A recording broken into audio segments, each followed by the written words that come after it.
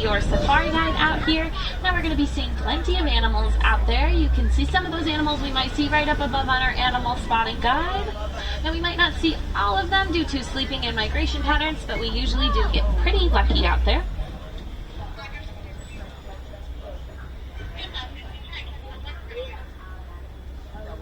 This is a photo safari, so if you have your cameras out and ready, my suggestion would be to put them into sport or action mode because these animals don't like to stop for too much. Also, we won't be able to stop for all of them. Now, the first area of the reserve that we are entering is called the Little Aturi Forest. Little Aturi Forest is home to some pretty shy and reclusive animals, so be sure to keep your eyes peeled in the brush, in the bushes, for any kind of movement or horns that you see peeking out. Doesn't look like you're going to have to look too hard though. Over there on the right hand side looks like an okapi just right there in the center eating. Based on those legs you probably think that it's related to a zebra. It's actually not. It is the closest known relative to a giraffe. You could tell it's related to a giraffe based on its prehensile or finger-like tongue. Their tongues are about 18 inches long. That's about as long as your forearm. They can also lick their own eyeball if they wanted to. Okapis were actually so good at hiding they weren't even discovered in the Western world until about 1901. That is fairly recent for animal history.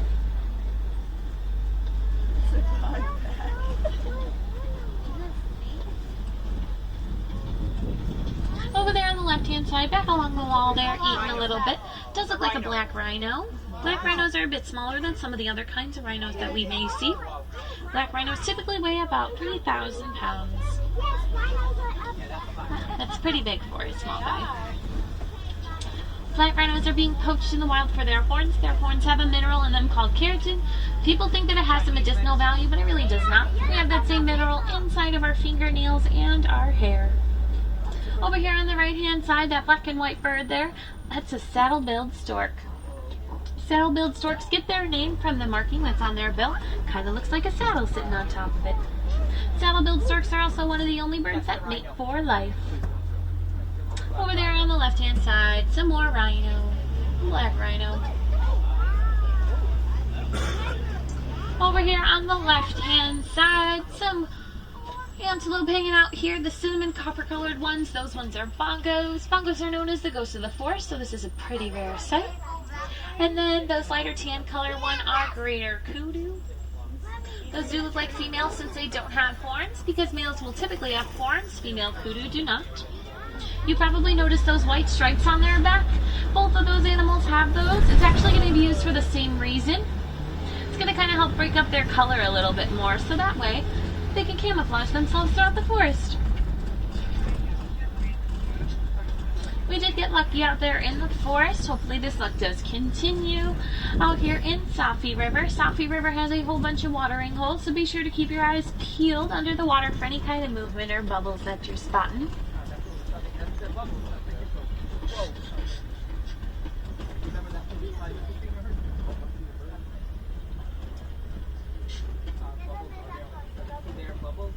Over here on the left-hand side, looks like a rock sticking out of the water, but that's actually a hippo. You can see its nose a little bit. That is a Nile hippopotamus. Nile hippos do spend most of their day in the water. They typically don't come out of the water until nighttime. They'll usually come out of the water to feed.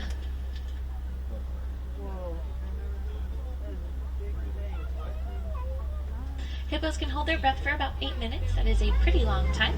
And we did come across a bloat of hippos, because it does look like there is a couple of hippos here. A bloat of hippos is just another name for a group of hippos, but that is pretty fitting if I do say so myself.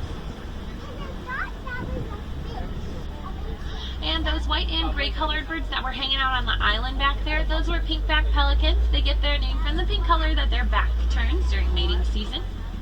A group of pink-back pelicans is called a pod. Alright, as we're crossing this bridge here, they're going to be down on the left-hand side. Some Nile crocodiles. Now, crocodiles can grow to be about as long as a giraffe is tall. That's about 20 feet. Also, we're going to pass one down here on the left-hand side.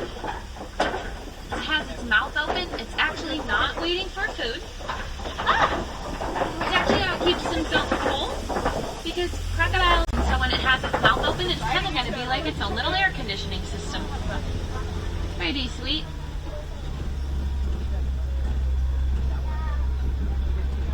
Now I am seeing a little bit of a change in vegetation. These leaves look to be a little bit higher up off of the ground. Good sign that we might potentially find some taller animals.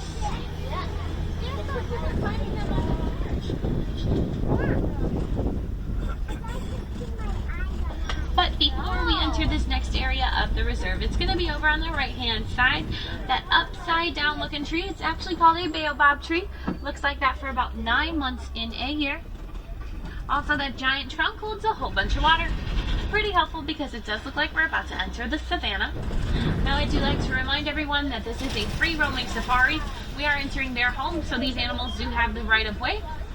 We might be stopped a couple of times along the way, but that is okay because that does mean that the animals are out and active and you did come on the safari to see some animals.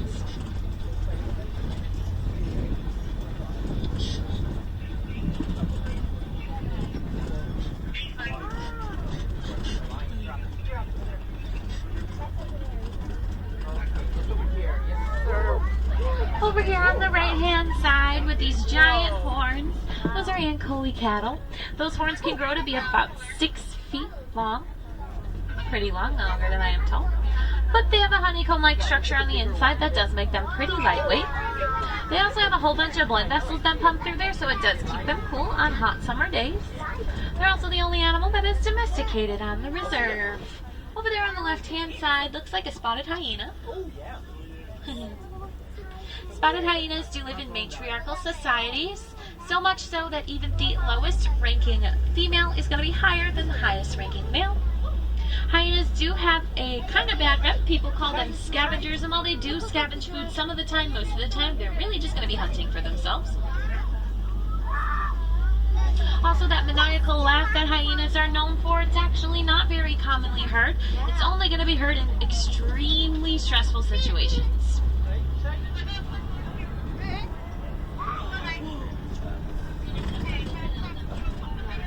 Over on the right hand side does look like a giraffe, but before we talk about those giraffes, right here, this little one right here, that's a springbok. Springbok fully grown are 3 feet at the shoulders. They're super cute. They could jump 6 feet in the air and 13 feet across at the same time. Pretty cool.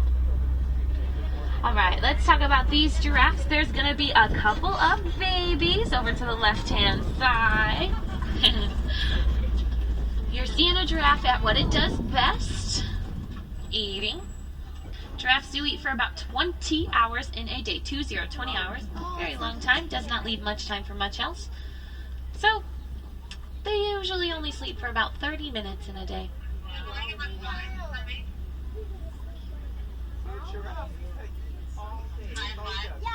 Now, if you look at that giraffe's tongue, it's actually going to kind of be like a dark purple color. It's kind of going to be like a built-in sun repellent, so that way they don't get sunburn on their tongues. Because imagine eating for 20 hours in a day with a sunburnt tongue. I don't know about you, that does not sound ideal. And then this lighter tan-colored antelope right here, that is the Patterson's eland. I do believe that that one is a female because the males are going to be a little bit larger. Males are going to be about 6 feet at the shoulders, weighs about 3,000 pounds. And also those Patterson's eland can jump 8 feet in the air. Pretty crazy.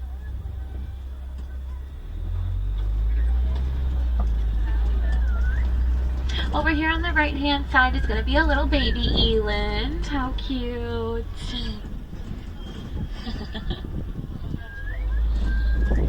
I am going to have to ask everybody to not whistle because you wouldn't want somebody coming into your home and whistling at you. Thank you.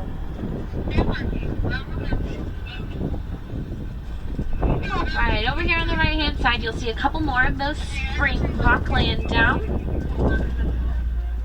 And then those gray and black colored antelope are wildebeest. Wildebeest are the second largest migratory mammal in the world, coming second only to humans. They can travel in groups of up to 1.5 million. That's a lot of wildebeest. Also at nighttime when they all go to sleep, they'll actually all face different directions. So that way if a predator comes by, they'll all stand up and then run all different directions to confuse them. There's another giraffe there.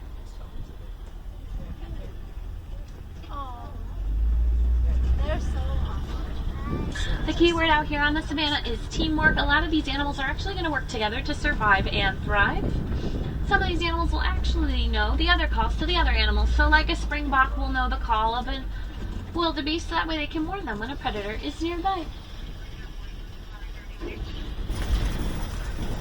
Over here on the right hand side, an African elephant.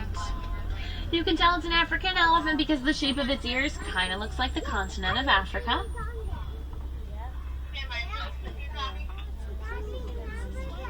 Now as you can see, it's throwing a whole bunch of sand on its back. It actually has pretty sensitive skin, so that way when they throw that sand on their back, it's going to kind of be like a sunscreen.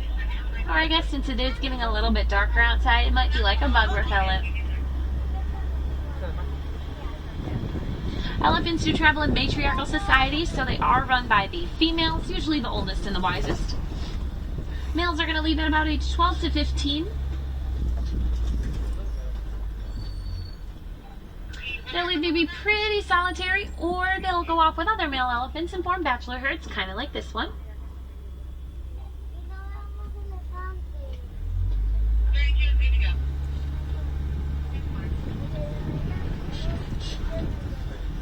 Now friends, elephants are being poached in the wild. They're stepping all over the farmers' crops, and farmers are not too happy about it. So scientists and conservationists work together with the farmers to discover that elephants are terrified of tiny little bees. So now farmers have living fences with bees in them. Keeps the elephants away, makes the farmers happy, also makes the farmers a couple extra bucks because they can harvest the honey that the bees make. Saves the elephants, and then that makes all of us happy because elephants are just adorable. Looks like we're passing through some red clay pits. Red clay pits are a good sign, and we might come across a herd. You can see some tusk marks over on the right hand side and some footprints down on the left hand side. They love digging up this red clay for all the vitamins and the minerals that it has inside. Now, it is a common misconception that elephants drink through their trunks. They actually do not.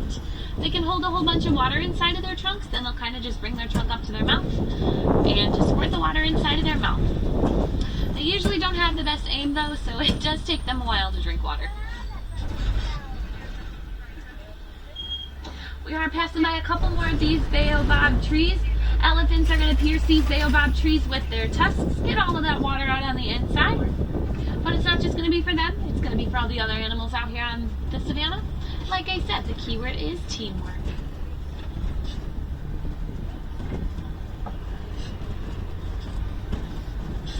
Looks like we're going to come across some more elephants up ahead here.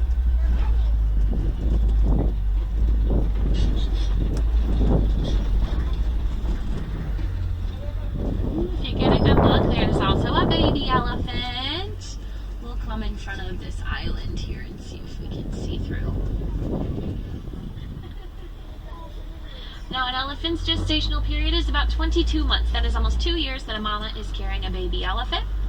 During the day, a baby's going to go off and hang out with their more distant relative, while at nighttime they're going to stick by mom. There we go. You can see that baby over there. Now, these are some greater flamingo here, being pretty noisy and pretty curious as to what's going on. Greater flamingo are the largest and the lightest color pink of all the flamingo species. They're about 5 feet tall, but they usually only weigh about 9 pounds. They're hatched a light gray color. They don't turn that beautiful pink color until about 8 years old. They turn that gorgeous pink color based on their diet of brine shrimp. Oh, looks like we are coming across some rhinos. They're crossing the road. Now, we did see that black rhino earlier, but this is a different kind of rhino. This is white rhinos. White rhinos are a bit more social than black rhinos. Black rhinos will typically stick by themselves, while these white rhinos will go and hang off with other animals or even other rhinos. Now, I know what you're thinking. It doesn't look white. It actually gets its name from the Afrikaans word white, meaning white, which is the shape of its mouth. Just got mispronounced and eventually.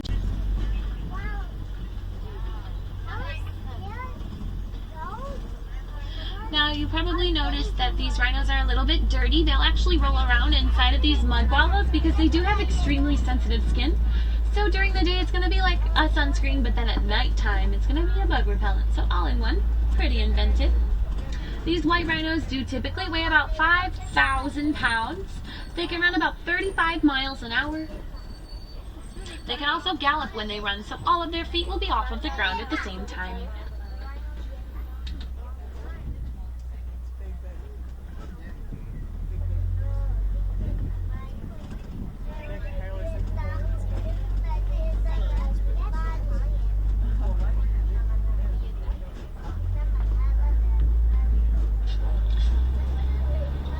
Alright, there is a little bit of movement up ahead here.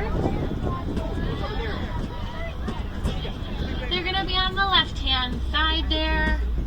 You can see some spots moving around a little bit. Looks like a cheetah walking around. Cheetahs are one of the only big cats that hunt during the day.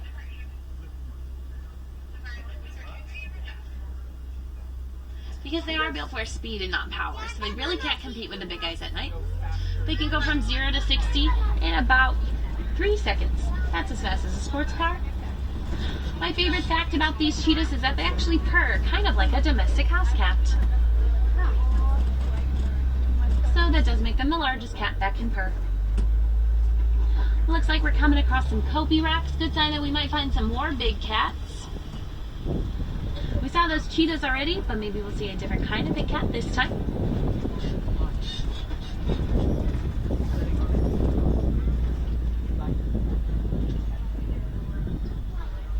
There they are.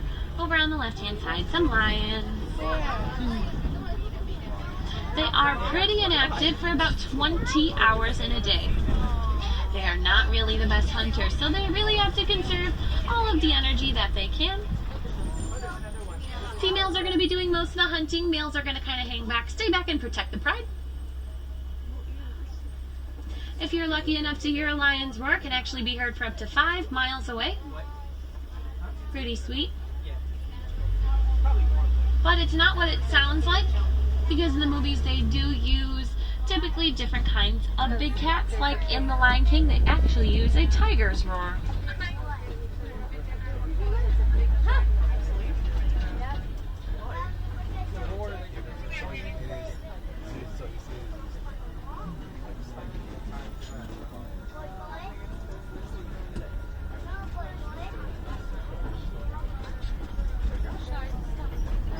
There's a bit of movement up here. Let's see if we can pull around. There we go. Those brown-colored antelope there, those are Bontabak. Bontabak have the name coined to them as the comeback kids. There was only about 17 Bontabak left in the entire world. They were almost poached to extinction for their fur. Their fur is a brown color, but when the sun hits it just right, it has a nice purple hue. And then off to the right-hand side here, those little cutie pies over there, those are waterbuck. Waterbuck like exactly what they sound like they like. They love the water. They have an oil that sits on the outside of their fur. It does make them pretty water resistant, also makes them kind of stinky, so predators will usually stay away from them. Also, you probably saw those ostrich eggs laying on the ground. Ostriches are communal nesters, so if you see one batch of ostrich eggs laying around, you'll probably find another batch relatively close by, or maybe even a couple stray ones. Ostrich eggs are also incredibly strong, so if you or me were to stand on top of an ostrich egg, we wouldn't even crack it.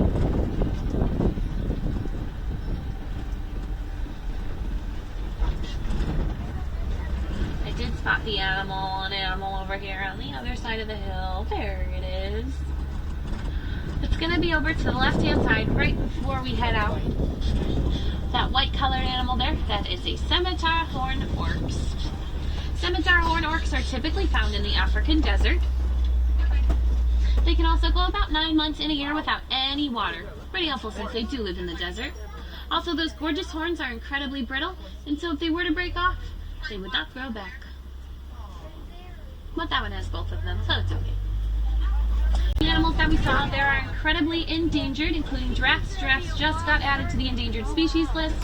So the best thing that you guys can do to help these animals is to pick one of your favorites out there and learn some more about them. Share what you know, because knowledge is power, and so the more people that know about these animals, the more people can help. Just because you guys got lucky enough to see these animals does not mean that the next generation is going to be nearly as lucky. We want all these guys to be here for a very long time. Go ahead, take a look around you, see if you dropped anything. Parents, make sure you be kids. Kids, make sure you have your parents.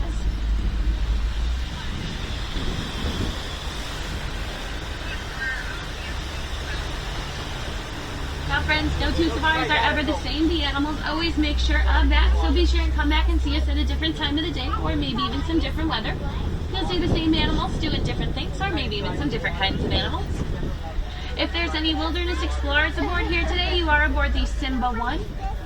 If you enjoyed your safari out here today, my name is Kaylin. If you have any questions, feel free to come on up to my front row, as my windows are quite literally always open.